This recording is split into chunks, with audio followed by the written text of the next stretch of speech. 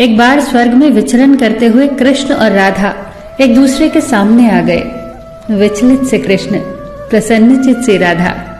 कृष्ण सकपकाए, राधा मुस्कुराई। इससे पहले कि कृष्ण कुछ कह पाते, राधा बोल उठी, कैसे हो द्वारिकाधीश।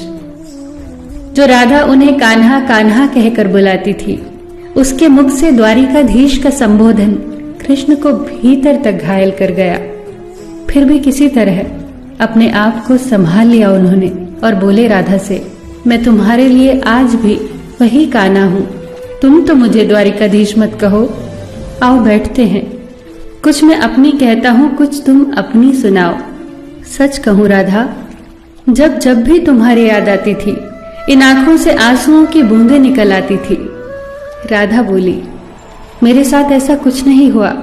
न तुम्हारी याद आई, न आंखों से आंसू बहा, क्योंकि हम कभी तुम्हें भूले ही कहां थे। जो तुम याद आते, इन आंखों में तो सदा तुम ही थे। कहीं आंसुओं के साथ निकल न जाओ, इसलिए रोते भी नहीं थे। कान्हा, प्रेम से अलग होने पर तुमने क्या खोया, इसका एक आईना दिखाऊं तुम्हें। कुछ कड़वे सच प्रश्न सुन पाओ तो सुनाऊं। कभी सोचा है इस तरक्की में तुम कितने पिछड़ गए। यमुना के मीठे पानी से जिंदगी की शुरुआत की और समुद्र के खारे पानी तक पहुंच गए। एक उंगली पर चलने वाले सुदर्शन चक्र पर भरोसा कर लिया और 10 उंगलियों पर चलने वाली बांसुरी को भूल गए। कान्हा, जब तुम प्रेम से जुड़े थे तो जो उंगली गोवर्धन पर्वत उठाकर लोगों को विनाश से बचाती थी, प्रेम से अलग होने पर वही उंगली क्या क्या रंग दिखाने लगी। सुदर्शन चक्र उठाकर विनाश के काम आने लगी। कान्हा और द्वारिकाधीश में क्या अंतर होता है बताऊं? कान्हा होते तो तुम सुदामा के घर जाते, सुदामा तुम्हारे घर नहीं आता। युद्ध में और प्रेम में यही तो फर्क होता है। युद्ध में आप मिटाकर जीतते हैं और प्रेम में आप मिटकर जीतते हैं।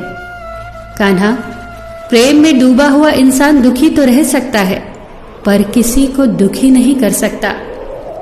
आप तो कई कलाओं के स्वामी हो, स्वप्न दूरदृष्टा हो, गीता जैसे ग्रंथ के दाता हो, पर आपने ये क्या निर्णय लिया?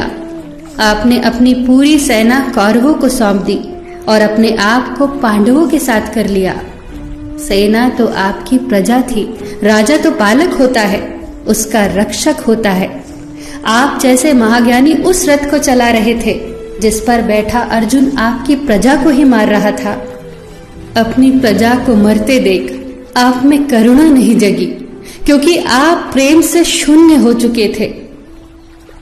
आज भी धरती पर जाकर देखो, आपकी द्वारिकाधीश वाली छवि को ढूंढते रह जाओगे। हर जगह, हर मंदिर में मेरे ही साथ खड़े नजर आओगे। मैं जानती हूं कान्हा, लोग गीता के ज्ञान की बात करते हैं, उसके महत्व की बात करते हैं, पर धरती के लोग युद्ध वाले द्वारिकाधीश पर नहीं, प्रेम वाले कान्हा पर भरोसा करते हैं।